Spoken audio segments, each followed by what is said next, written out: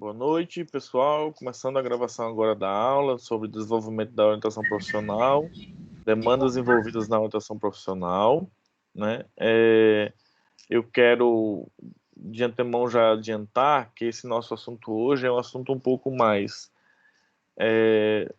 rápido e simples, né? São poucas informações que a gente tem para trazer, diferente de tudo que a gente já trabalhou nas outras aulas, mas é um pouco mais uma complementação, né, daquilo que a gente pode esperar das demandas que podem surgir durante o processo de orientação profissional, ok? Mas mesmo assim, mesmo pensando nisso, é importante que a partir desse momento a gente comece já a pensar em como vamos delimitar os nossos programas de orientação profissional, certo? Como eu venho lembrando sempre vocês, a gente vai aprender a construir um programa de orientação profissional, ok? É óbvio que as lacunas vão poder existir, vão existir, e somente na hora de começar a construção devidamente que vocês vão perceber o quanto essas informações vão fazer sentido ou não. Algumas coisas parecem muito efêmeras, né? Esse primeiro momento de escolha remete, esse primeiro momento de demanda remete àquela pergunta que a gente queria fazer lá nas primeiras aulas, né? Quantas opções para escolher? Quem eu quero ser quando crescer? Eu tenho, ou eu terei, ou eu vou ter. Né? A primeira pergunta que a gente fez foi: o que é que eu quero ser quando crescer? E aí cada um de vocês resolveu essa demanda de uma forma diferente. Estão aqui hoje produzindo esse ser para crescer, né? Ser para ser alguém diferente. E o que a gente percebe, na verdade, hoje em dia, é que por conta do que a gente viu e percebeu no mundo na aula passada e vem percebendo agora os impactos das coisas que acontecem no mundo aqui na nossa vida, na nossa profissão, é que a gente percebe quanto a gente é pequeno nesse mundo, né? Quanto mais a gente se depara com globalização, mais a gente tem percebido o quanto esse mundo é diferente para a gente, o quanto esse mundo se apresenta de forma diferente, né? É interessante, é importante que vocês entendam que cada um de nós, cada um da gente, nesse projeto de construção de vida, apresenta características e demandas particulares e peculiares para essa construção. E aí, essas características particulares e peculiares entram nessa demanda que acaba surgindo na nossa construção da nossa identidade profissional, né? E aí, uma coisa que a gente vai precisar entender e saber são as novas linguagens e as novas tecnologias que vêm surgindo. Lembra que na aula passada a gente deu uma pincelada e começou a discutir um pouco sobre o processo globalizante, o que as culturas internacionais fazem na vida da gente. Hoje, por exemplo, cada vez mais fácil haverem demandas de um trabalho internacional, mesmo que você não saia do seu país de origem. Ou o trabalho que você desempenha aqui, ele é em conjunto com outras pessoas de outros lugares, ou seja, são demandas diferenciadas. Além disso, né, as novas formas e formatos de processos de ensino e de aprendizagem vêm trazendo para os jovens de hoje uma nova perspectiva da construção desse profissional que ele almeja ser, né?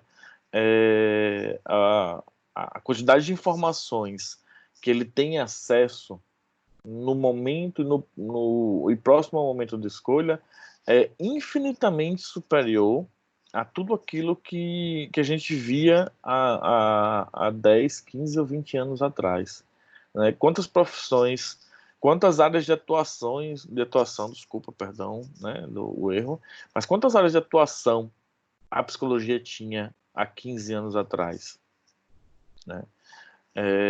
Eu lembro muito bem que na minha formação a gente tinha basicamente psicologia clínica, psicologia escolar, psicologia organizacional, psicologia social, e estava começando a surgir uma inserção mais forte, mais centrada da psicologia no âmbito jurídico, né? Estava começando a surgir.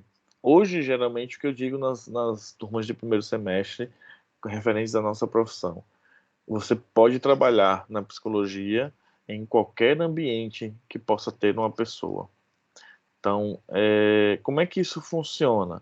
O que é que garante o trabalho do psicólogo para as pessoas?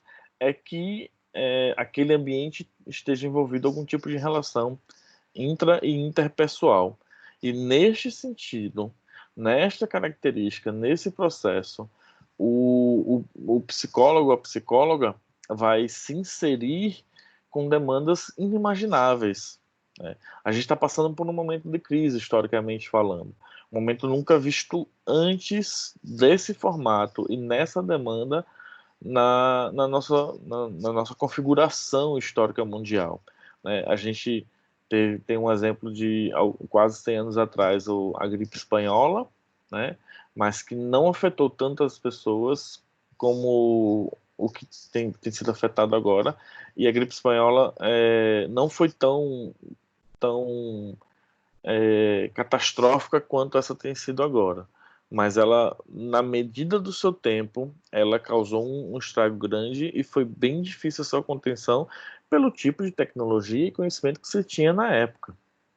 E é óbvio que a gente vai sair dessa fase agora muito mais preparado, muito mais diferente do que a gente poderia sair de qualquer outro tipo de crise. E isso vai fazer com que todas as configurações de trabalho elas se modifiquem. Pessoas que trabalham com psicologia, trabalhando é uma área bem interessante, que é a de manejo de crises e catástrofes, né? Como atuar com pessoas que estão passando por problemas nesse momento agora. Então, cada uma das nossas características enquanto pessoas e sociedade vai ser modificada.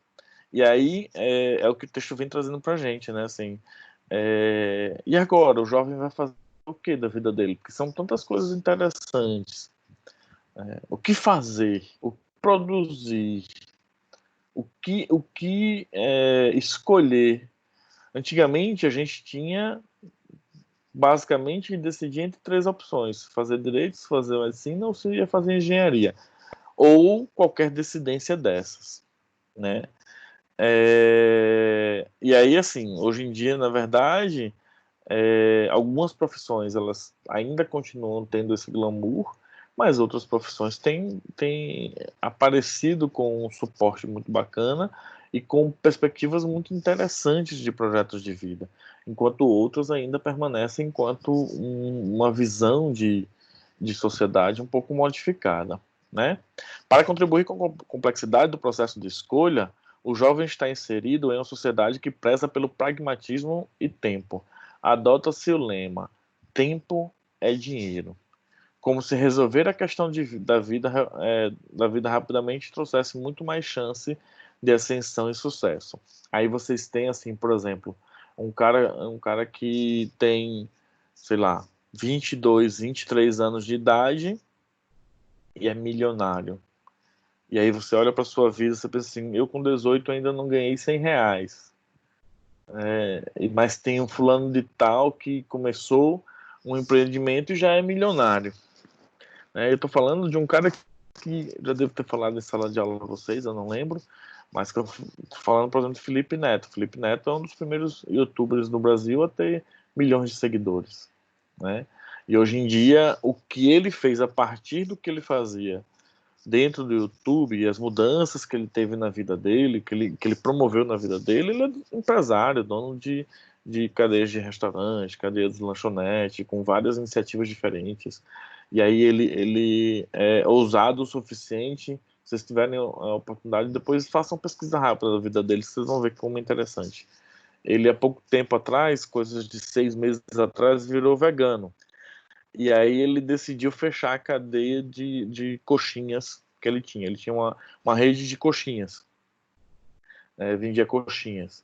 E ele resolveu fechar, porque não é um produto vegano. Não, para ele era incongruente ganhar dinheiro com alguma coisa que ele estava naquele momento entendendo como não fazia parte da vida dele e seria bom para ele. E aí as pessoas podem começar a dizer, poxa, mas você vai desempregar milhares de pessoas. Ele disse, não. Enquanto eu não sei o que fazer, que outra iniciativa eu vou fazer, essas pessoas que trabalhavam para mim diretamente, que eram meus funcionários, todas essas pessoas vão continuar ganhando o salário delas. Olha que cabeça, que interessante ele tinha o pensamento. Ele requalificou as pessoas e abriu um novo negócio e redistribuiu as pessoas que podiam nas coisas que ele já tinha. Então, é um exemplo. Mas é um exemplo de pessoa que o adolescente hoje em dia olha para isso e diz: vou virar youtuber, vou começar a fazer vídeos e vou querer ganhar muito dinheiro. E mais uma vez a gente cai naquela situação que pode ser tanto prejudicial para o adolescente quanto para a família desse adolescente. Porque não são 10 milhões de pessoas que ganham tanto dinheiro quanto Felipe Neto, ou Whindersson Nunes, ou Kéfera, por exemplo, que é um outro nome feminino do YouTube. Não são tantas as pessoas que conseguem chegar lá. São algumas. E nesse algumas pessoas está esse processo do que quanto mais rápido eu ganhar dinheiro, mais sucesso eu vou ter. E as famílias que entram nesse interim, nessa discussão, também acabam criando essa necessidade urgente de se fazer e de se produzir esse sucesso imediato com a escolha da profissão, né? O jovem ele aprende a ter uma postura imediata em relação à vida, né? E Mário Sérgio Cortella vai ser brilhante quando ele fala que a gente acabou ensinando os nossos filhos o fim, mas não deixamos que eles reconheçam que existe um processo para se chegar aos objetivos. Vivemos o que Cortella fala e descreve como uma ditadura da velocidade. Se vocês tiverem a oportunidade, assista o vídeo no YouTube do Mário Sérgio Cortella, que ele fala um pouco disso, ou então leia o livro, que ele fala um pouco sobre a diferença entre velocidade e rapidez, né? E aí, assim, ele vai filosofando na ideia de que eu posso, eu vou ser rápido para tomar decisões, mas eu não quero que a minha carreira seja, que aquilo que eu vou decidir, o final da minha carreira, o meu salário seja veloz, porque ele não é. O salário que você vai receber, ele vai demorar um mês para chegar na sua conta. Um mês para chegar na sua conta. 30 dias de trabalho ininterruptos, né? Tem gente que trabalha sábado e domingo, por isso que eu estou falando ininterruptos, né? A gente precisa se preparar do trabalho, precisa fazer, cursar e estudar durante anos. Olha o nosso curso, são 5 anos para você receber o primeiro salário como psicólogo. Não dá para fazer um cursinho de final de semana sobre, sei lá, análise transacional ou sobre, sei lá, uma postura energética e se chamar de terapeuta psicólogo, né? O curso de psicologia é um curso sério, né? Agora, não quer dizer que eu possa fazer vários cursos de final de semana e me apropriando e me aproximando de conceitos e conhecimentos que vão me dar uma informação holística do indivíduo. Aí eu vou ter uma visão cientificista da psicologia, mas uma formação holística, e eu posso criar um processo diferenciado para o meu cliente. Isso não é impossível, né? Desde que a gente não, nas nossas práticas, não vá de encontro a nenhuma orientação e determinação do Conselho Federal de Psicologia, a gente pode sim incluir algumas visões e práticas filosóficas na nossa prática da psicologia. Mas percebam o quanto a gente tem que caminhar para construir esse eu psicólogo, né? E aí nesse caminho, nesse meio caminho, a gente tem a terapia que a gente tem que fazer, né? Antes que vocês me perguntem se a gente é obrigado a fazer terapia, não, a gente, para a formação, não é obrigado, mas eu sinto como uma obrigatoriedade do profissional psicólogo passar por um processo de autoconhecimento psicoterapêutico, né? Como é que você quer aplicar e desenvolver uma técnica, uma atividade técnica, sem ter passado por ela, sem ter realmente reconstruído esse seu eu, né? E aí, o que a sociedade tem ensinado para os nossos adolescentes é que a vida acaba rápido, e só tem essa, e é isso aí. E a partir disso, eu preciso construir uma, uma carreira muito rápido, muito imediatista. E aí eu acabo criando situações de angústia, situações de, é, sei lá, desespero, ansiedade, que são as primeiras demandas que chegam para a gente no nosso consultório, ok? Os pais também apresentam ansiedade e insegurança. Em vez dos pais serem um porto seguro para o jovem, eles estão na mesma pressão e estresse diante da etapa de mudança, né? A família parece apresentar maiores probabilidades de estresse exatamente nos pontos de transição de estágios dos seus membros, ou seja, as mudanças que ocorrem nas etapas de evolução das pessoas que compõem aquela família direcionam todo o grupo para os processos de mudança. O que isso quer dizer? Que ao mesmo tempo que eu tenho um adolescente passando por um processo de saída da adolescência, iniciando a vida adulta, eu vou ter os pais entrando fundo nessa construção desse ser, desse indivíduo, para uma possibilidade de mudança. O, o vestibular, por exemplo, ele acaba sendo um rito de passagem. Ele acaba sendo um momento onde o indivíduo saiu do ensino fundamental. Pronto, agora eu já ensinei tudo de fundamental que meu filho precisava saber. Eu dei uma base segura para o meu filho desenvolver a vida dele. Agora eu vou prepará-lo para a próxima etapa. E aí eu dou a ele 3 anos para que ele esteja pronto para ser um adulto coerente e ético, para que ele tenha a capacidade e habilidade de autonomia e de cuidar da sua própria vida. E terceiro, potencial de escolha e decisão que um adulto precisa ter. Olha o que eu estou colocando no colo de um indivíduo que não sabe nem se vai querer o número 2 ou o número 3 daquele sanduíche lá daquela rede de fast food. Não sei se vocês já viram grupo de adolescentes quando vai para o cinema que não sabe o filme que quer assistir. Eles se amontoam na frente da maquininha de comprar ingresso, 2 ou 3 ou 4, e ficam escolhendo os filmes ali naquela hora.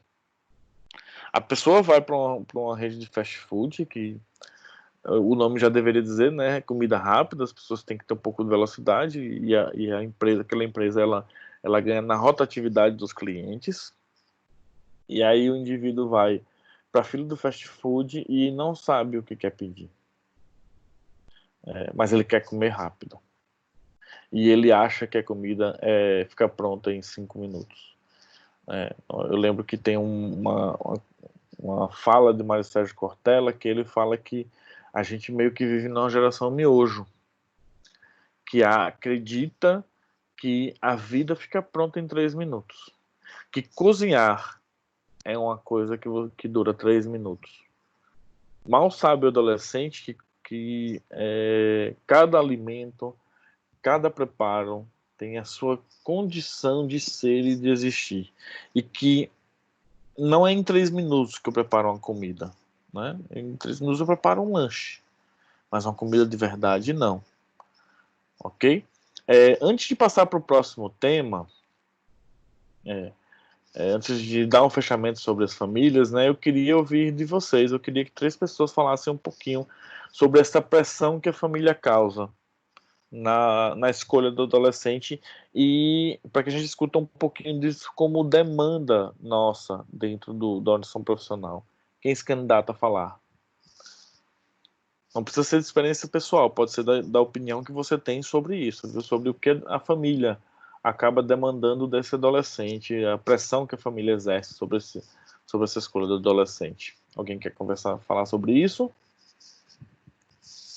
Vamos lá, gente, 3 pessoas. Se alguém, alguém se manifestou aí, quem é? Roger, que tá tentando falar, tá bem Isso. ruim. Tá ouvindo? Pode falar, tenta falar aí, pronto.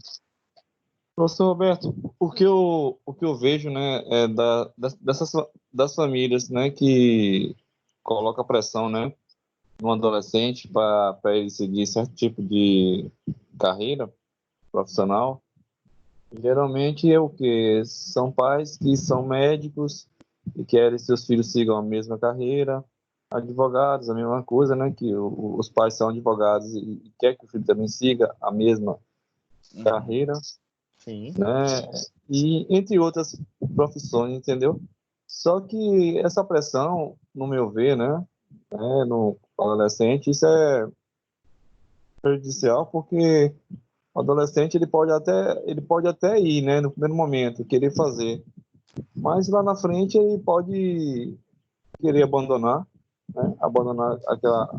aquela profissão porque o pai escolheu e ir para uma profissão que ele se adapta, né, melhor, né? Então, nesse caso, né, que a gente como psicólogo, né, orientador profissional, a gente tem que, né, fazer um trabalho de base, né, com esse adolescente, né, a parte psicológica dele, né, o psicossocial, né, a parte da empatia também, né? Você saber o que ele sente, porque às vezes o pai e a mãe nem pensam no que o filho sente. Fala, Sim. não, eu quero que você faça isso, que você faça aquilo e acabou, porque eu quero, entendeu? Mas é a vontade dos pais e não a vontade daquele adolescente, né? Então, o Uma pergunta orientador. assim, do que você pensa, das coisas que a gente já discutiu. Você acha que caberia o fato de a gente, enquanto orientador profissional, trabalhar com essa família, ou o trabalho ele tem que ser feito único e exclusivamente com adolescente nesse sentido? Na minha opinião, professor, eu acho que o trabalho tem que ser feito com o adolescente e a família. Por quê? Porque o senhor, como, né, a gente como orientador profissional, a gente vai mostrar aos pais, né, que o adolescente pode escolher por si só o que quer fazer, entendeu? Sem que tenha, né, uma pressão, né, dos pais. Que isso aí vai prejudicar o adolescente. Ele vai crescer uma pessoa sem decisão, sem postura, né? Postura decisiva. Aham. Então, eu acho que isso no futuro ele tende a ser um mau profissional por causa disso, porque na realidade ele nunca se encontrou. Foi os pais dele que quiseram que ele fizesse, né? A profissão que o pai ou a mãe acha que é correta. É como existia, né? Antigamente, há anos atrás, era assim, né? Os pais diziam, você vai ser médico e o filho ia dizer, não, você vai Uhum. ser advogado, você vai ser engenheiro porque eu sou engenheiro, então eu quero que você seja engenheiro também. Mas o filho não Entendo. queria ser engenheiro, o filho queria ser outra coisa, ter outra profissão. Ou às vezes ele não queria nem fazer nada por enquanto, mas o pai ou a mãe dizia, você tem que fazer. Então, essa é a minha visão, entendeu, professor? Entendo. Deixa eu te colocar só fechei um pouquinho o microfone, deixa eu só colocar uma pimenta nessa questão. Vamos lá, você deu ponto de vista, mas tem uma fala sua que não ajuda o processo de desenvolvimento do indivíduo que está buscando a orientação profissional. Geralmente, o adolescente que vem para a orientação profissional, ele geralmente ele está querendo fazer. É diferente de terapia. Às vezes o adolescente ele não quer fazer terapia, mas a orientação profissional eles têm vontade de fazer. Ou seja, vem por iniciativa própria e pede aos pais para que participem. E aí você percebe no processo que é um adolescente que tem dificuldade de escolha. E nessa ideia de dificuldade de escolha, ó, entenda a construção que eu estou fazendo, nessa ideia de dificuldade de escolha, a gente acaba percebendo uma família, sim. Uma família que meio que identifica ou indica que orientações esse indivíduo deve ter e para onde ele deve se orientar. Aí é que está uma questão que eu gostaria de levantar, porque é o seguinte, se eu estou construindo um indivíduo para que ele tome a decisão e tenha ele as ferramentas para uma escolha profissional, se eu trabalho com a família, para que a família entenda que quem tem que tomar a decisão é o adolescente, eu não estou dando as ferramentas para esse adolescente fazer as coisas. O que eu estou fazendo é com que a família saia de campo. Então, não necessariamente eu estou instrumentalizando o indivíduo adolescente. E aí, olha como é que soa diferente. Se eu instrumentalizo o indivíduo para entender as suas questões internas, para construir dentro de si uma tranquilidade na escolha da profissão, e que de repente essa escolha pode mudar, né? Mais de uma de opção dentro do arcabouço que ele tem. E aí ele mesmo chega para a família e diz: por mais que vocês estejam querendo que eu escolha tal profissão, eu quero tal profissão. Por quê? Por causa disso, disso, disso, disso e disso. Essa profissão tem esses defeitos, esse defeito, esse defeito, mas tem essa qualidade, essa qualidade, essa qualidade. E dentro desse processo, dentro dessa balança, eu acho que tem muito mais coisas positivas para mim do que negativas. Então é por isso que eu vou escolher essa profissão. Não adianta vocês dizerem para eu fazer outra profissão, porque eu vou desistir no meio do caminho, não vai dar certo para mim. Ou seja, percebam que o processo de construção ele tem que ser com o adolescente. Nesse caso específico, diferente de um processo psicoterapêutico, óbvio, né? Mas nesse caso específico, esse adolescente que tem que ter força. Esse adolescente tem que ser construído. A demanda é dele. Na terapia, às vezes a demanda é da família. É a família que acha que o adolescente não tem condições, né? Não está apresentando algum problema e leva o adolescente, né? E aí essa demanda precisa ser trabalhada, inclusive da família também. Mas no caso da orientação profissional, o nosso trabalho ele é focal no processo da construção de uma base de autonomia e de credibilidade e de funcionalidade para que esse adolescente possa tomar decisões. Ok? Entendeu, Roger, do meu ponto de vista? Alguém quer mais? Sim, professor, entendi. Entendi, sim, compreendi. Beleza. Alguém mais quer falar? Dou-lhe uma, alguém mais? Dou-lhe duas, alguém quer dar sua opinião? Eu. Eba. Quem mais? Eu. Yara, pode falar, Yara.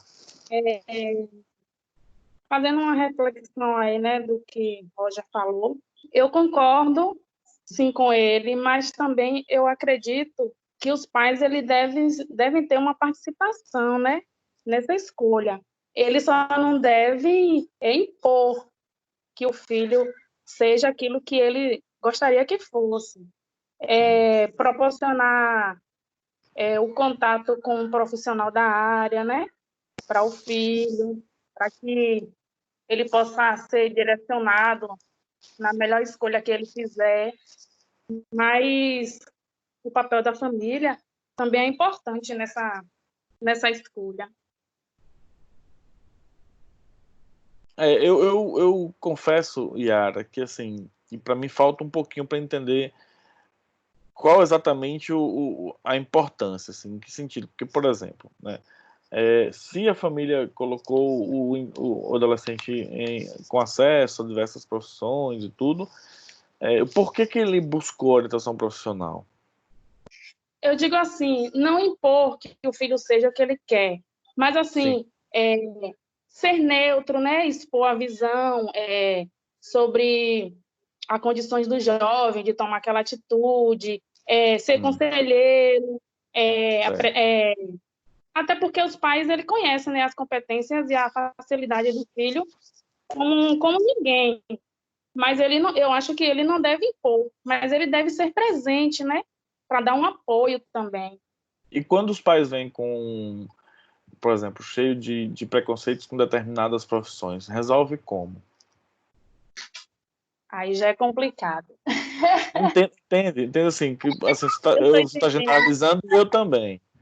Né? Existe sim uma fala geral de pessoas que acreditam que determinadas profissões não devem ser escolhidas, como por exemplo, dá um exemplo, dança. Quem em sã consciência deixa o seu filho fazer vestibular na federal para estudar dança? É verdade. Aí eu vou na mesma levada. Dança é um dos cursos mais concorridos no mundo, principalmente na UFBA. Vem gente do mundo inteiro estudar dança aqui na UFBA, pela qualidade e excelência que o curso tem. Mas assim, meu filho vai ser Tem um dançarino? preconceito. Pois é. Então assim, ok, né? Eu preferia que ele fosse médico, advogado, né? Porque é importante ter um médico, um advogado na família. Mas a profissão é para quem? É para o pai ou é para o adolescente? Então, assim, uma coisa é como você fala, dar o apoio e o suporte neutro. Mas a partir do Uhum. momento que eu começo a conversar com meu filho e digo tal profissão interessa e tal não, já não sou mais neutro. Já perdi a neutralidade. Né? E aí, A nesse neutra- caso, professor, Nesse como é? caso, o adolescente ele que tem que ter a resposta final. Assim, Mas é difícil também, né? Enfrentar. sim, é claro que é difícil, é claro que é complexo. Aí é por isso que a gente está trazendo hoje o tema para discussão, porque nós, orientadores profissionais, precisamos estar atentos a essa fala. Nós precisamos estar atentos à ideia de que o adolescente ele está vindo para a orientação profissional pensando em um leque infinito de profissões e que ao mesmo tempo ele não sabe o que escolher. E aí vem a pressão familiar para que isso aconteça.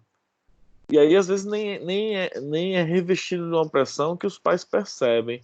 Não, eu só estou orientando ele que determinadas profissões não seriam interessantes, mas ele não sabe que, no fundo, o filho queria fazer outra coisa.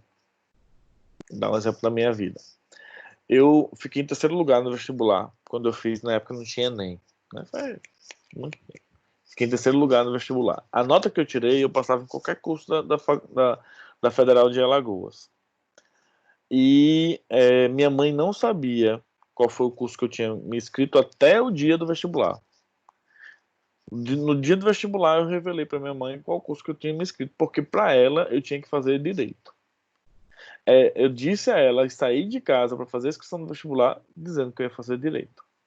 A minha irmã, que pagou meu cursinho vestibular durante 6 meses, pré-vestibular durante 6 meses, ela queria que eu fizesse medicina, porque ela precisava ter um irmão médico, porque seria lindo ter um irmão médico. E eu era rebelde, nesse sentido.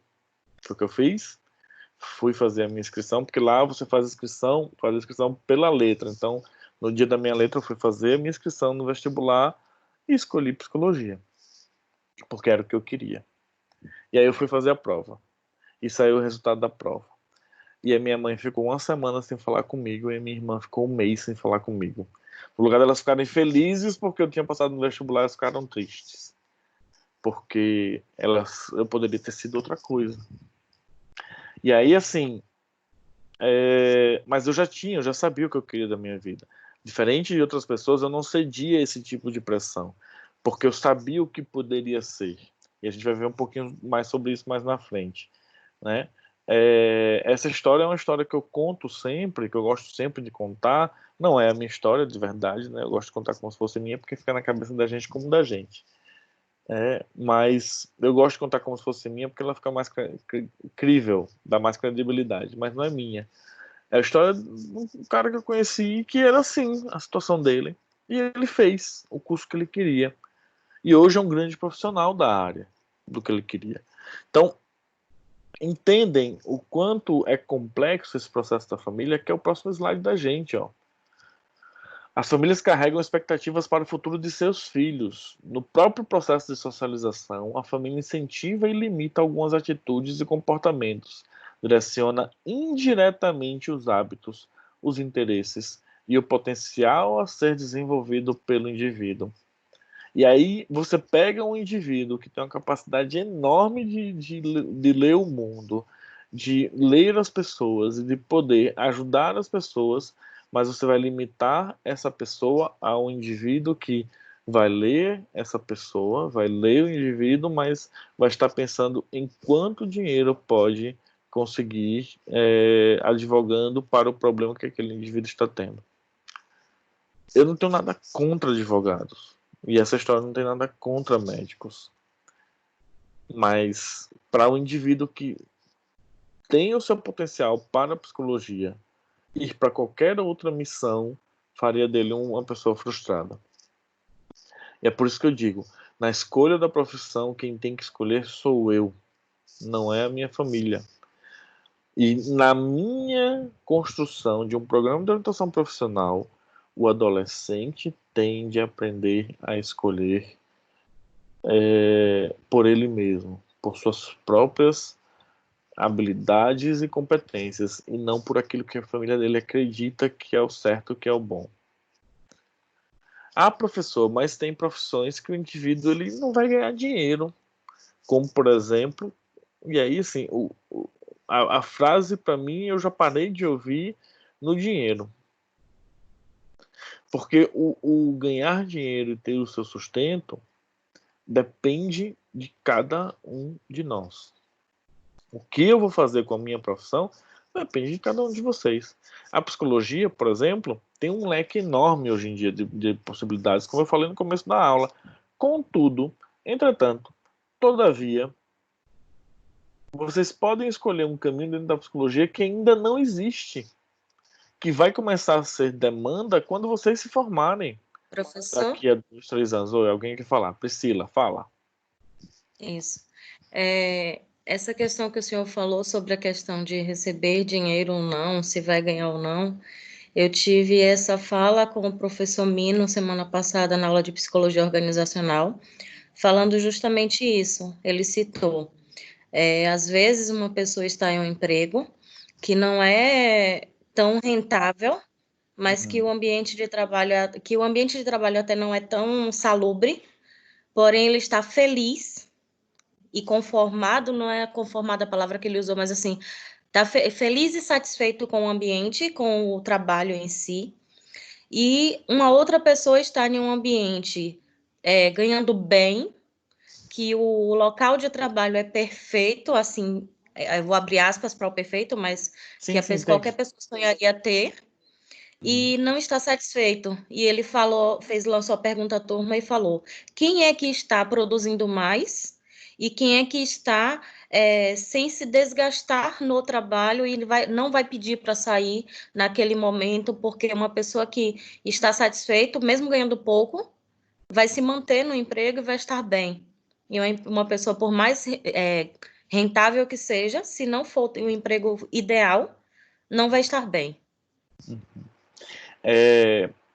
Quando você estava dando esse exemplo, obrigado pelo exemplo, Priscila. Quando você estava dando esse exemplo, eu estava lembrando do exemplo de algumas professoras da educação infantil. Quem é mãe sabe muito bem o filho que tem. Quem é pai sabe muito bem os filhos que tem.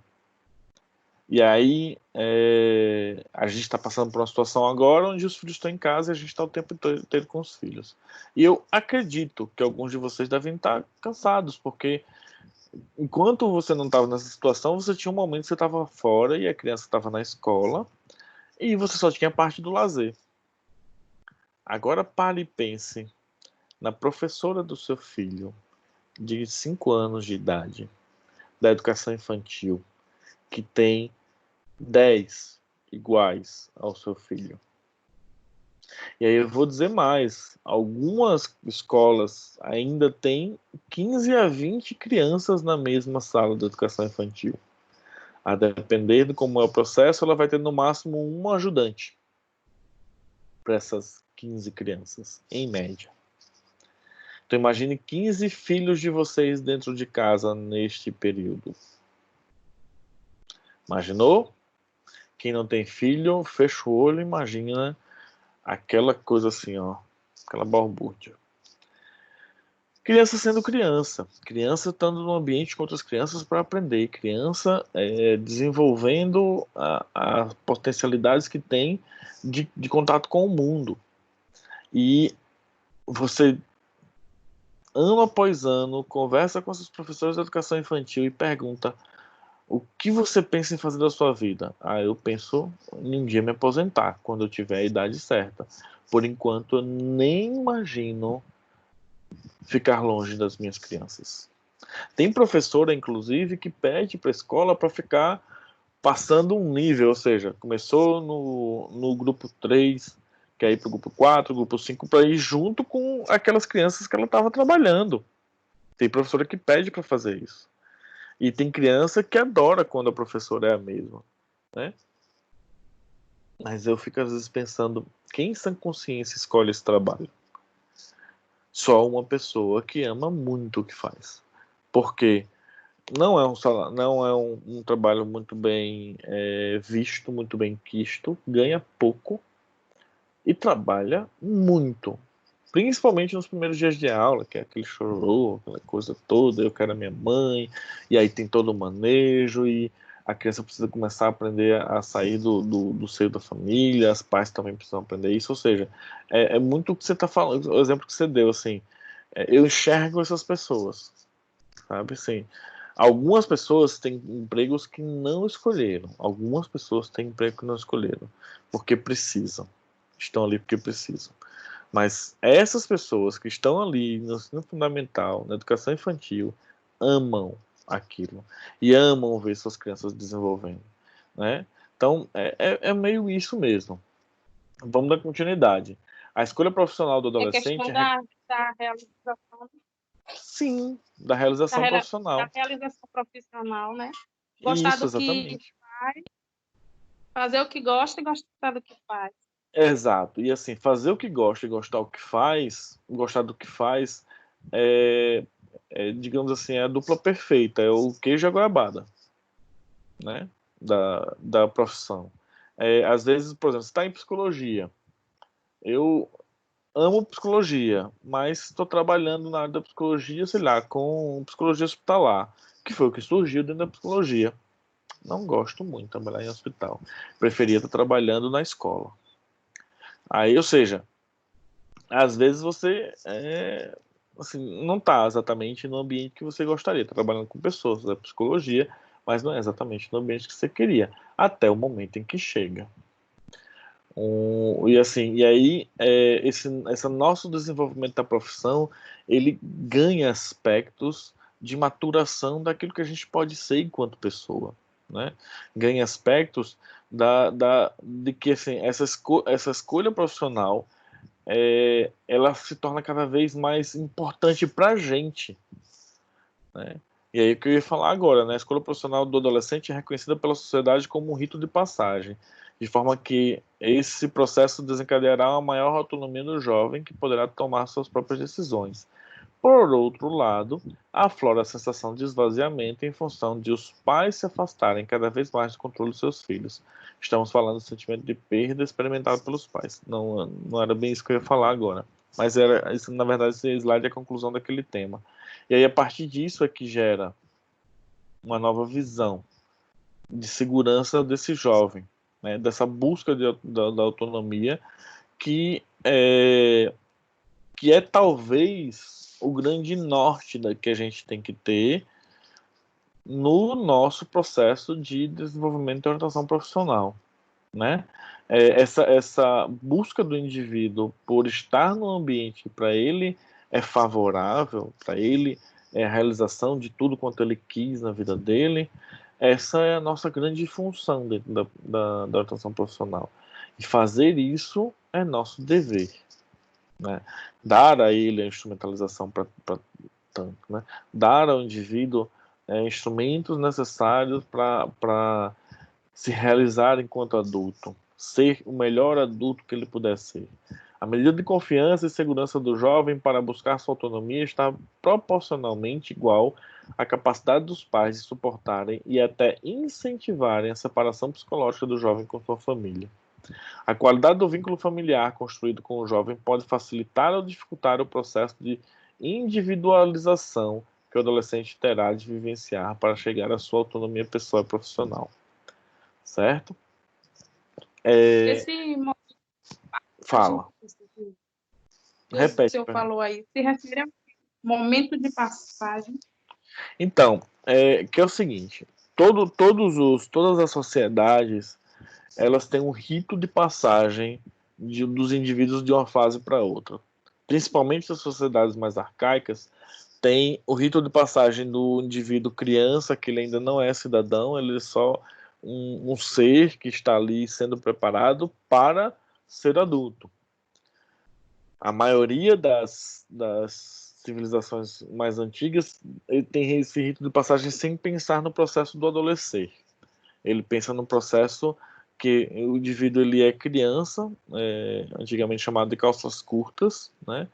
Que eram as crianças eram proibidas de usar calças compridas, e aí até o momento em que ele agora pode usar calças compridas. E agora ele é adulto e ele agora é responsável pela vida dele. O que a gente chama dentro da orientação profissional de rito de passagem são esses ritos sociais que a sociedade moderna cria. O que a gente está fazendo hoje, por exemplo, com os nossos filhos, é que um dos ritos principais de passagem que ele vai ter é o vestibular, que é o momento em que ele vai ser declarado como apto a ser adulto ou como inapto a conseguir crescer e desenvolver. Alguns desses adolescentes, por exemplo, vão chegar nesse momento do vestibular e não vão ser aprovados. E aí vão acabar ou sendo chamados ou tidos como fracassados, como pessoas inaptas, ou vão, para poder não desprender tanto tempo para o ser adulto, vão acabar fazendo cursos profissionalizantes mais curtos, para que eles se insiram no mercado de trabalho. Grande parte disso, grande parte do ser adulto é o entrar no mercado de trabalho. Quando eu falo o que eu quero ser quando crescer, eu estou buscando a minha entrada no mercado de trabalho. Quando eu falo que o indivíduo está passando por um ritual de passagem, ele está saindo da profissão de estudante para profissional de alguma área específica. Então percebe o quanto a nossa sociedade capitalista atual entende e constrói essa questão do como é que é o nome? Do rito de passagem para a vida adulta como sendo uma parte fundamental do estar numa profissão. Só que isso, diretamente falando, eu devo falar um pouquinho mais para frente, é muito mais forte para os meninos do que para as meninas. Esse planejamento do que eu quero ser, de quem eu vou ser quando eu crescer, ele é muito mais pesado ainda no universo masculino do que no feminino. Por quê? Porque a sociedade tem um outro peso para a mulher, um outro peso ainda sexista, na ideia de que é muito mais propenso a perguntar para a mulher quando ela vai casar, se ela vai casar, quando ela vai ter filhos, e quando ela vai ter a casa dela. Isso é a realização do ser adulto no universo feminino machista que a gente vive. Então, por mais que as mulheres hoje sejam... uma ordem, né? Hã? É como se tivesse uma ordem para as coisas acontecerem. Infelizmente. E assim, de um ponto de vista bem realmente sócio-histórico, né? Essa construção desse ser mulher na sociedade é uma construção realmente sexista que impede essa mulher de pensar em um futuro fora desse contexto. Do que é que eu estou falando? Sendo mais claro. Quando a mulher diz que quer ter uma profissão, quer fazer vestibular, quer ser, sei lá, psicóloga, médica, engenheira, administradora, quando a mulher fala que quer ser isso, as pessoas automaticamente perguntam, tá, mas e você vai casar quando? E quando é que você vai parar para ter filhos? Ou seja, ela até pode fazer faculdade. Ok, mas é um hobby. Porque ela tem que entender que o principal processo dela é ser esposa, é ser do lar. É quando uma mulher diz assim, não estou pensando em casar. Não, nem pensei se vou ter filhos ou não. Nossa, você já tem quase 30 anos e ainda não teve filhos. Entendem como o mundo é diferente? Para o homem, não. Para o homem, poxa, que massa, você passou no vestibular e agora já vai arrumar um emprego. E, ou seja, se ele vai constituir família ou não é um detalhe. Se ele estiver namorando, as perguntas vão vir. Se não estiver namorando, a pergunta só é: vai começar a namorar quando? E quando vai casar? No máximo. Mas, assim, é muito mais louvável que o homem tenha essa profissão, né? Mas eu estou adiantando já um assunto que não é o de agora, né?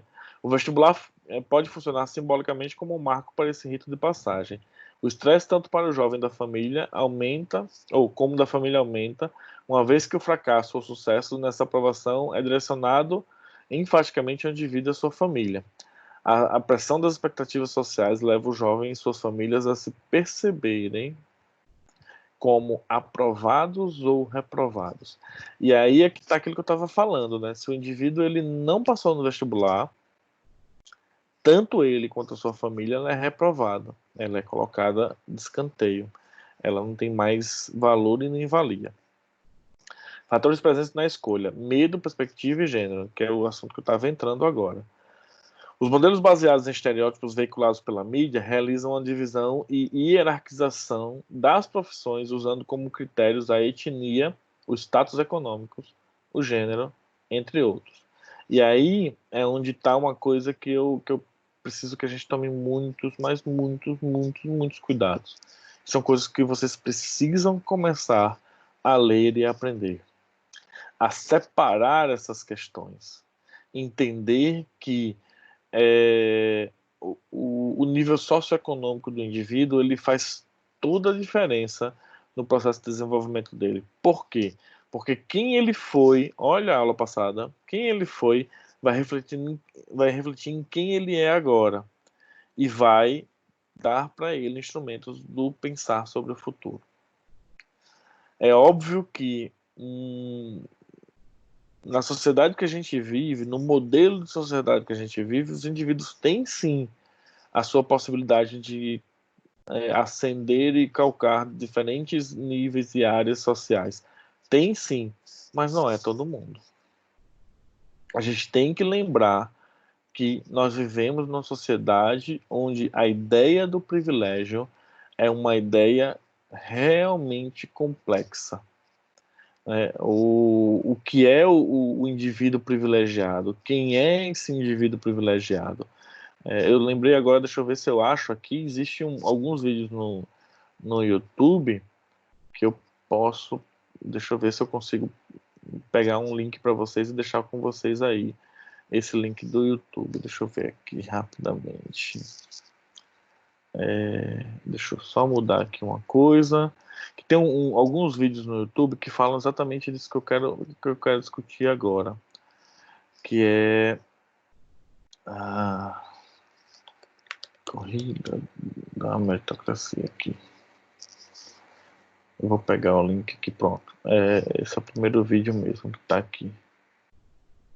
Cadê? Deixa eu ver se eu pego. Pausa. Pronto, vamos lá.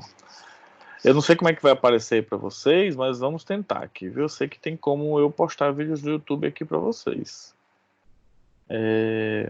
Para rapidamente compartilhar o nosso slide, viu?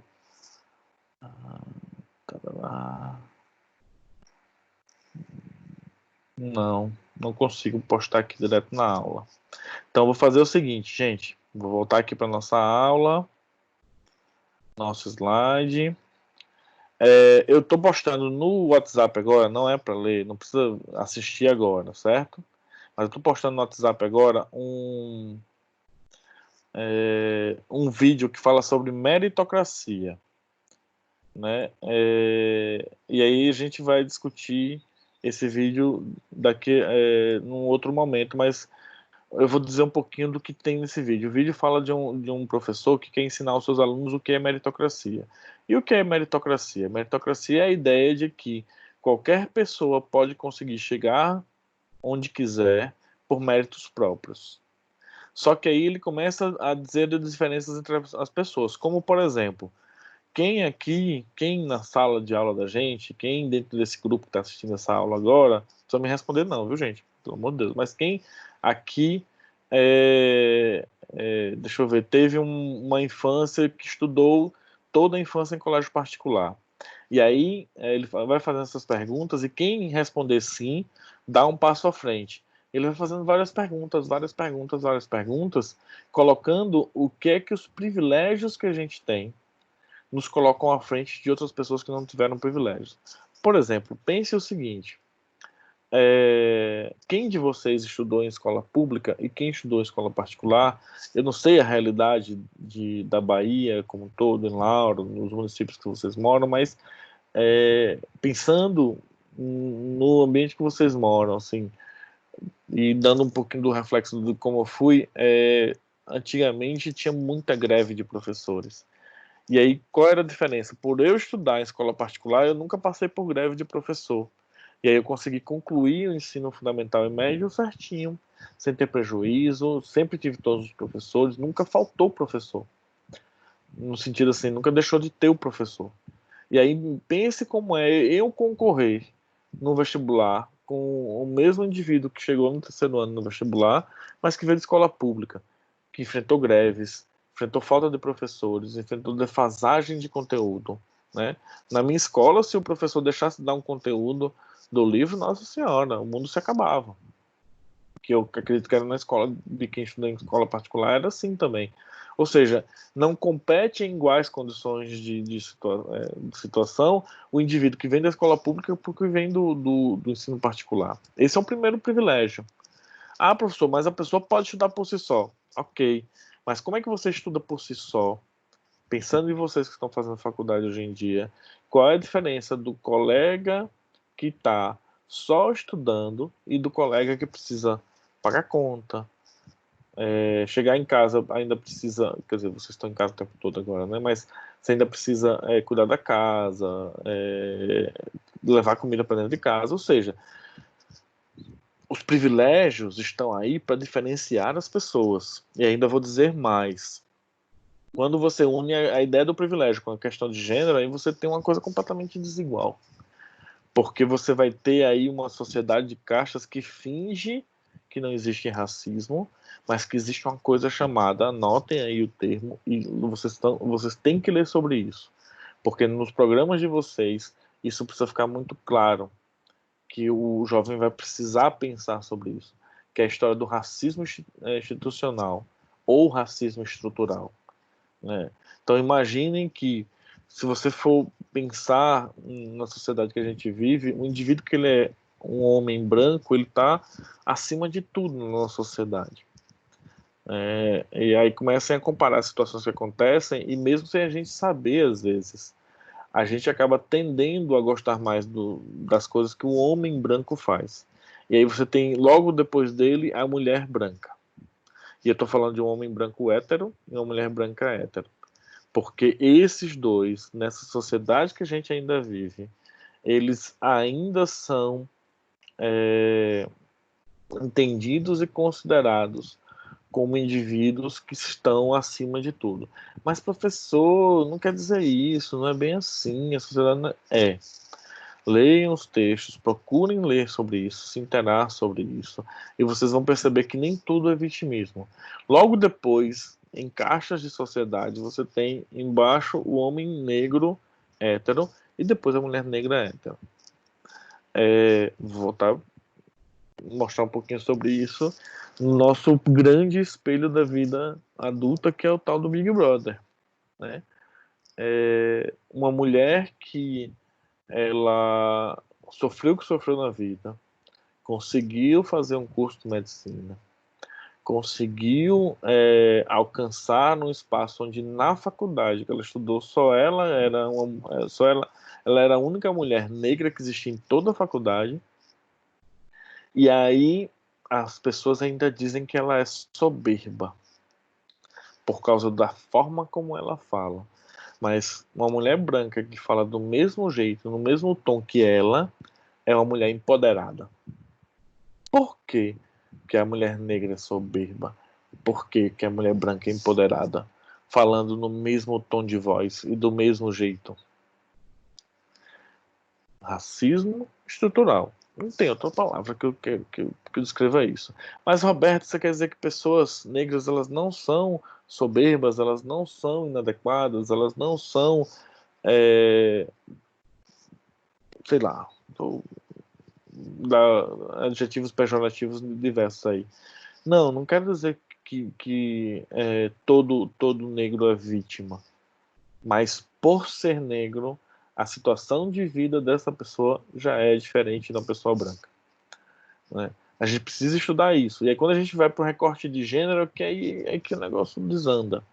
Eu assisti esses dias, eu até deixo aqui como dica também, né, uma série no Netflix que conta a história da primeira mulher negra que chegou a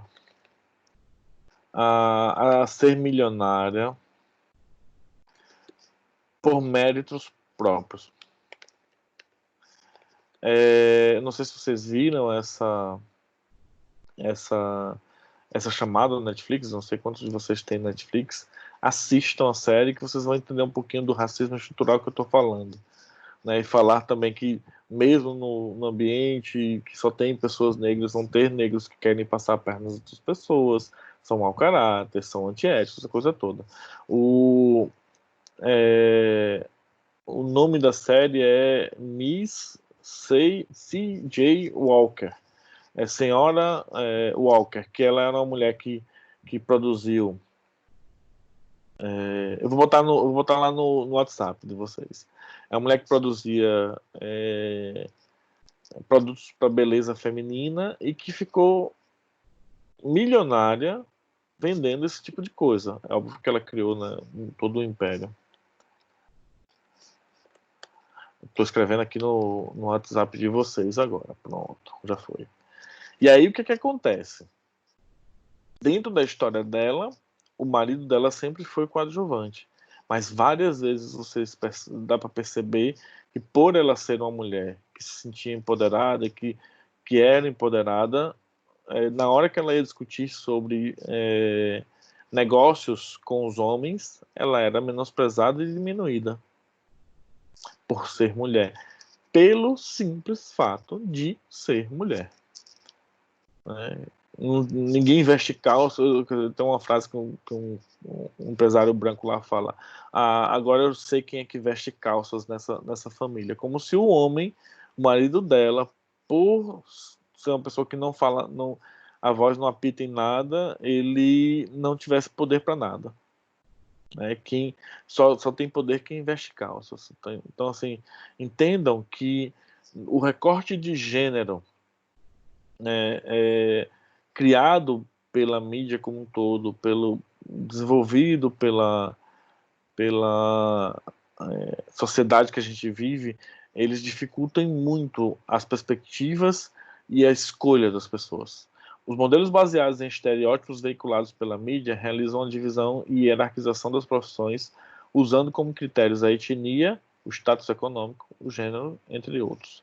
O trabalho se apresenta no mundo adulto como uma segunda fonte de identificação.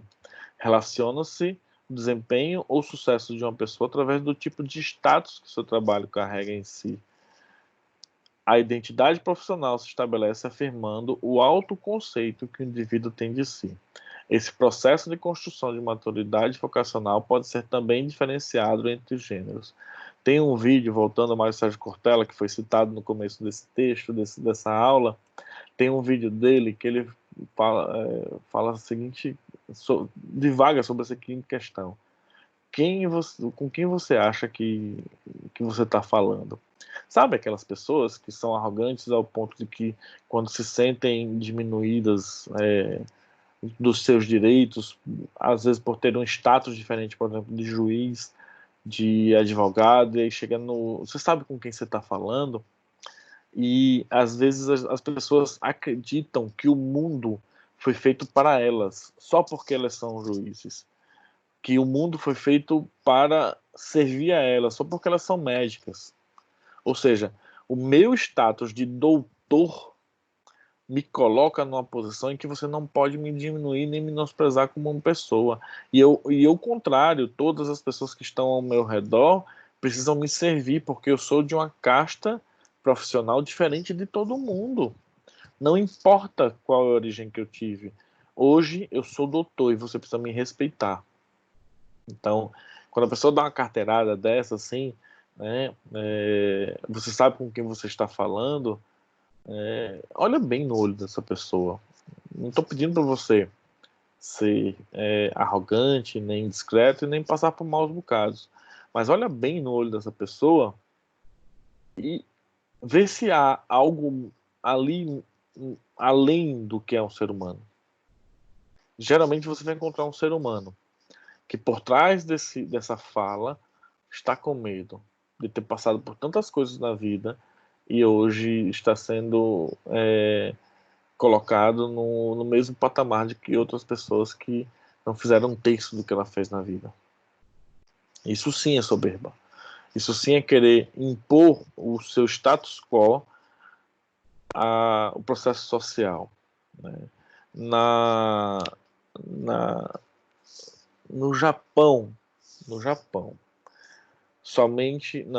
na China, somente uma classe social não precisa se curvar ao imperador, e é o professor.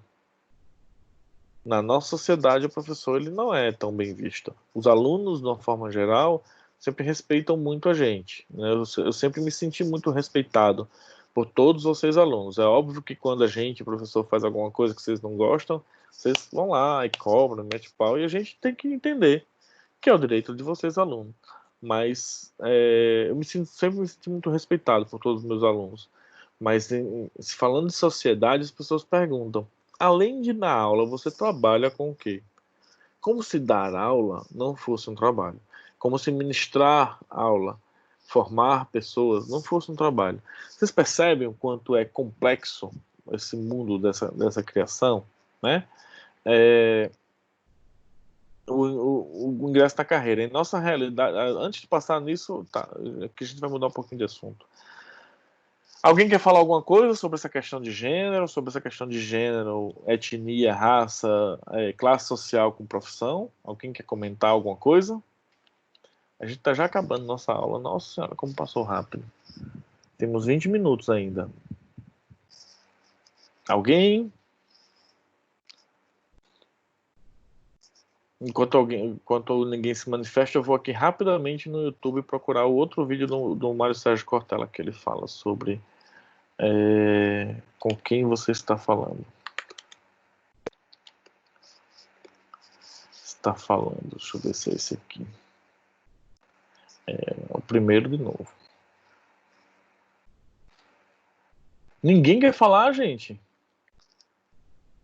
Eu falei alguma coisa absurda, e inclusive é por isso que vocês não querem falar, pois assistam esse vídeo aqui. Só ouvi verdades. É só ouvir verdades. Tá certo. Gente, mas é sério, viu? Assim, quer falar?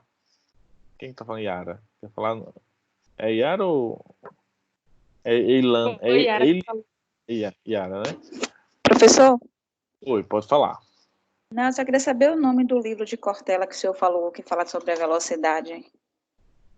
O nome do livro eu vou precisar pesquisar rapidinho.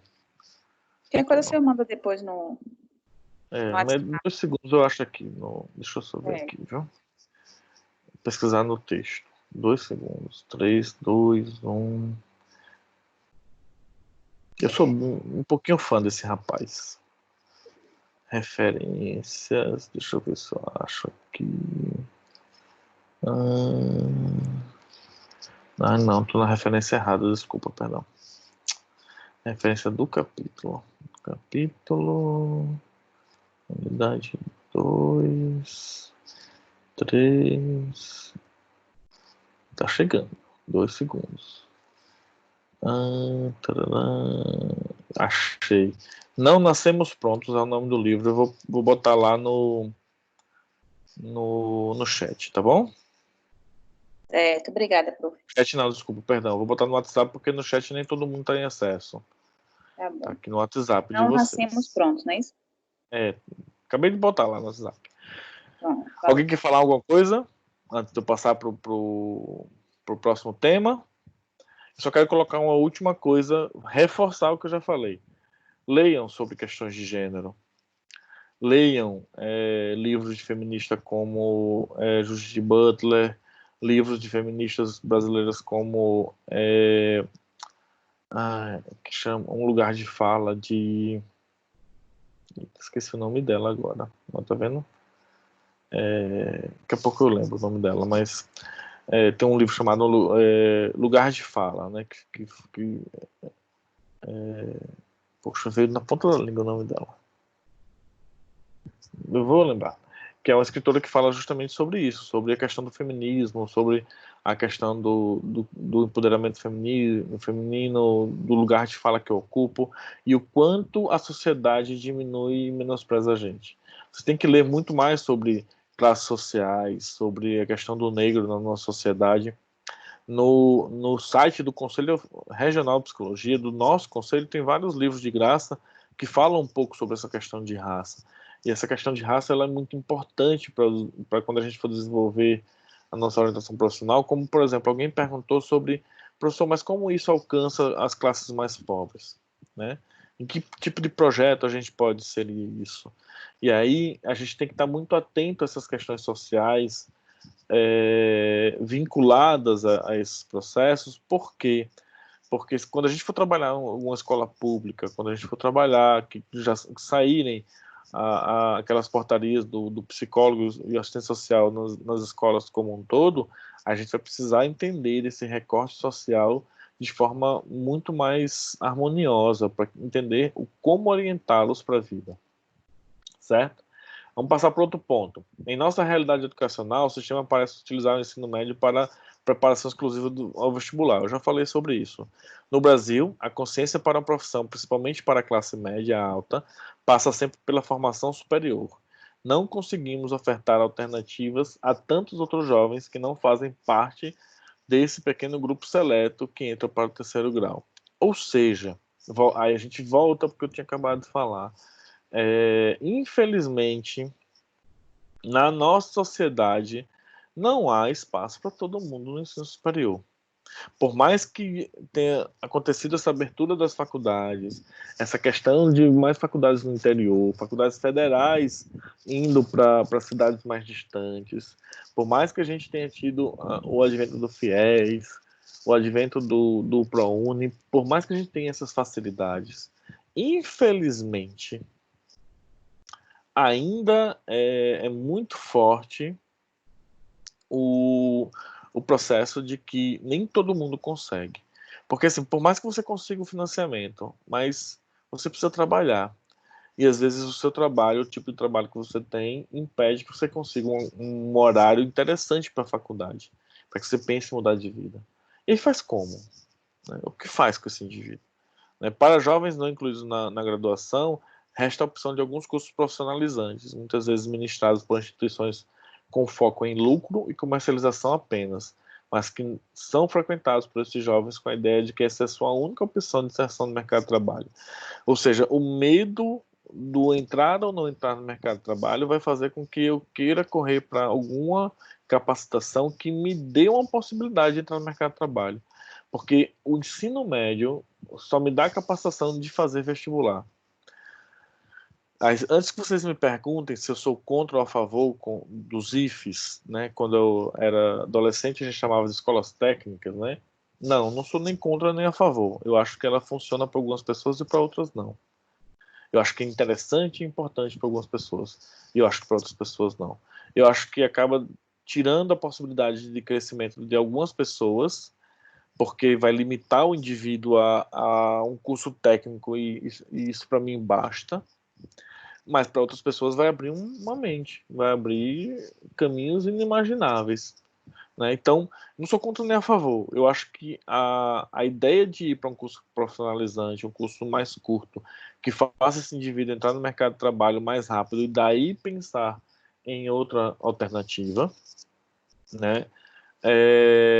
Vai fazer com que a gente possa construir um futuro mais promissor para o indivíduo. Então, o que a gente tem que dar ao indivíduo é ferramentas. E se na decisão dele, no planejamento dele, incluir que eu tenho que passar um período numa formação mais rápida, ou fazer, por exemplo, um curso tecnológico, que só são 2 anos, entrar no mercado de trabalho, começar a trabalhar, começar a ter meu próprio dinheiro, e a partir daí pensar em possibilidades daquilo que eu sonho em ser, aí eu vou estar começando a criar um indivíduo que vai pensar a longo prazo, né? Falar em satisfação no trabalho nos traz outros pontos a serem discutidos, que é o que o professor Mino estava falando para você. Essa satisfação sempre resultará em uma relação de como e quando nossa atividade ocupacional permite a expressão do nosso autoconceito. O trabalho existe em função do homem e deveria desencadear naturalmente uma satisfação pessoal e social. Para a maioria das pessoas, seu trabalho está longe de gerar alguma possibilidade de realização ou desenvolvimento pessoal. Neste cenário, são poucas as pessoas que ainda dispõem da possibilidade de escolher uma profissão que traga satisfação. Essas poucas pessoas são as que nos procuram para orientação. Ou seja, né, algumas pessoas podem escolher, mesmo, de verdade. Por exemplo, eu li uma história uma vez de uma moça que estava falando sobre projetos de vida e desenvolvimento de carreira e desenvolvimento pessoal. E ela falou que, assim, estava sendo entrevistada, né, que a vida dela assim, deu uma guinada muito forte, porque ela finalmente botou o pé no chão e disse assim, agora eu vou fazer só o que eu quero da minha vida. E aí ela resolveu largar tudo, né, foi para a Europa e virou uma artista plástica. Aí eu botei a mão na cabeça e disse, não estou lendo essa história. Eu não estou lendo isso, eu não estou vendo isso. Eu não estou vendo que as pessoas estão indicando que as pessoas vejam a história dessa mulher e achem que isso é uma realidade. Quantos de vocês nessa sala, a gente começou com 15, agora a gente tem 12. As pessoas estão tendo alguma dificuldade de voltar para a sala, né? Então, assim, quantos de vocês podem se dar ao luxo de jogar tudo para cima e ir embora para a Europa? Ou jogar tudo para cima e fazer um outro vestibular? Não quero mais psicologia, estou já no finalzinho, mas mesmo assim não quero mais nada, cansei, vou viver de miçanga na praia. Que é o que eu sempre quis, vou fazer minha arte. Quantos de vocês podem fazer isso? Quantos de vocês podem pensar nisso? E aí multiplica essa ideia pelo número de pessoas que têm realmente dificuldade social no nosso país. A gente não pode dizer para o nosso cliente na orientação profissional que não, você tem que fazer o que você quiser, vai lá, corre atrás. Não é assim que funciona. Lembra dos pezinhos no chão? Lembra que a gente é um dos profissionais que vai pegar essa subjetividade do indivíduo, pegar a realidade e fazer assim, ó, esmagar uma na outra, é nossa função. Orientá-lo para um futuro que seja interessante e possível para ele. De repente é possível para esse indivíduo passar um ano sabático estudando francês lá em Paris.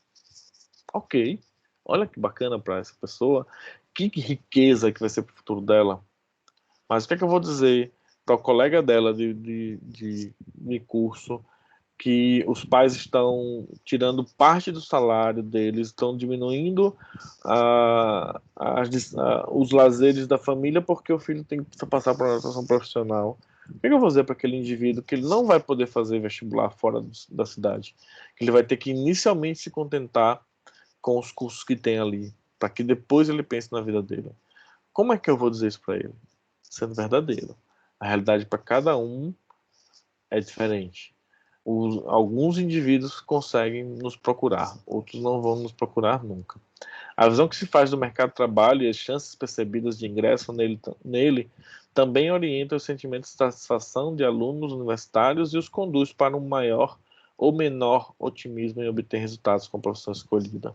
Né? Até porque os universitários também podem ser nosso grupo e público-alvo. O receio enfrentado no término da faculdade vem com a ideia de encarar sozinho a mudança do status de aluno para o de profissional. Vocês já pensaram, por exemplo, em fazer uma enquete sobre realização profissional das pessoas que estão cursando os cursos que estão cursando? Eles percebem na vida deles que esse curso que eles estão cursando é o curso que vai ser o curso da vida deles, ou eles percebem que o buraco é muito mais embaixo e que talvez não seja exatamente isso. Que eu estou terminando só por uma questão de família ou por uma questão pessoal, para não desistir agora, porque eu já estou no último semestre. Seria uma interessante pesquisa. Procura o professor Mino, que ele vai adorar essa ideia. Satisfação pessoal das pessoas sobre o curso escolhido e o sentimento deles com relação à procura de uma profissionalização. O aluno precisa, nessa etapa, de atividades que dê suporte à sua inserção no mundo de trabalho. Há um evidente interesse por ações como oficinas, instrumentos e processos que lhe facilite essa conexão com o mundo do trabalho. Ou seja, é aquilo que a gente discutiu no começo dessas aulas online. A gente vai ter um tempo em que a gente vai parar, né, até por conta dessa crise, e que todas as atividades práticas vão ser realizadas. Por quê? Porque eu sei que são essas atividades práticas que conectam vocês com a disciplina. Enquanto a gente fica só no mundo das ideias, elucubrando e ouvindo o que o professor está falando, às vezes as coisas não ficam tão palpáveis. Mas aí a gente vai ter esse momento, para que vocês possam interagir. Cursos que não têm essa possibilidade dificultam o processo de percepção da realidade do próprio curso. Né? Os medos, anseios, satisfações e insatisfações do processo de formação profissional vêm relacionados a uma percepção real de um mercado exigente e seletivo de trabalho. Estes receios parecem diminuir nos jovens por motivos mais internos que externos, quando se sentem satisfeitos com suas escolhas. E aí eu não vou repetir mais uma vez, mas é aquilo que vocês conversaram e falaram hoje aqui, e que eu falei também. Né? Às vezes, os motivos, tanto internos quanto externos, fazem com que a gente se sinta satisfeito. A gente não sabe todos os motivos, mas a pessoa é que entende melhor onde ela está e que lugar ela está. E por que não dar a ela instrumentos para poder pensar sobre isso? Né? Existe uma demanda em busca de atividades e aconselhamentos que tragam ao orientador maior tranquilidade, orientando maior tranquilidade e segurança em lidar com as dificuldades visualizadas no mercado. Ou seja, no seu programa, e anote isso também, porque isso pode ser questão de prova, no seu programa de orientação profissional tem que ter um momento de discussão sobre demandas do mercado de trabalho, dificuldades do mercado de trabalho para as diferentes profissões, aberturas, possibilidades e mudanças. Você vai estar orientando, péssimo, né? Você vai estar, esse gerúndio, mas você vai orientar pessoas para uma profissão que tende a mudar, a não existir mais. Quando o indivíduo sair da faculdade, aquela profissão já foi modificada completamente. E aquilo que fez ele entrar naquela profissão inicialmente foi atualizado. E aí ele não quer mais aquilo. Ele não precisa mais daquilo. Né? Eu vou deixar vocês aqui, nesse vídeo aqui do YouTube. É o mesmo vídeo, como é que eu posso dizer? Não tá abrindo, não sei porquê. Eu vou pegar o link dele. Né? Eu vou cancelar aqui a apresentação, vou pegar o link do YouTube. É o mesmo link, é o mesmo vídeo que tá lá no texto da gente. Né? que é uma entrevista na CBN Notícias, no canal do YouTube da CBN, com uma psicóloga, Cláudia Hicken, trazendo para a gente uma visão bem ampla dessas escolhas, de como a gente seleciona o mercado de trabalho. E aí, já falando um pouquinho para quem não conseguiu acessar de jeito nenhum hoje, né? A presença das pessoas que não vieram hoje vão ser dadas através da análise desse vídeo.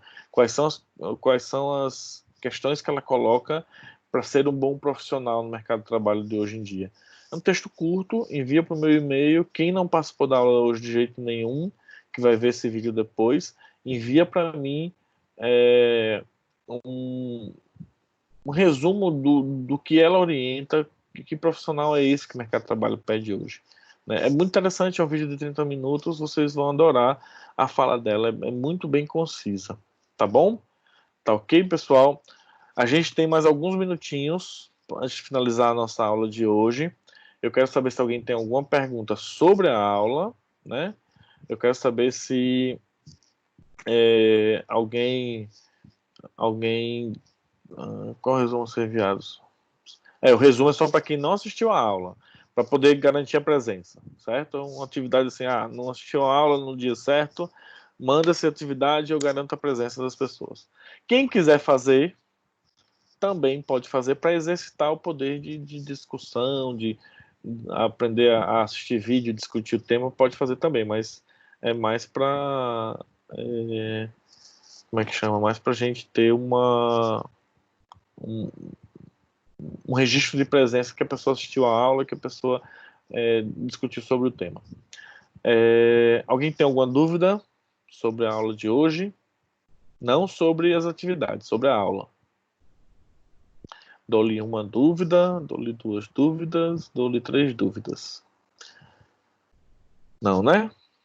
Entendi que não. Gente, então, muito obrigado. Dúvida não, professor, mas muito obrigado por sanar, não exatamente dúvidas, mas aquela questão que eu citei o exemplo, o professor me deu alguns exemplos a serem trabalhados.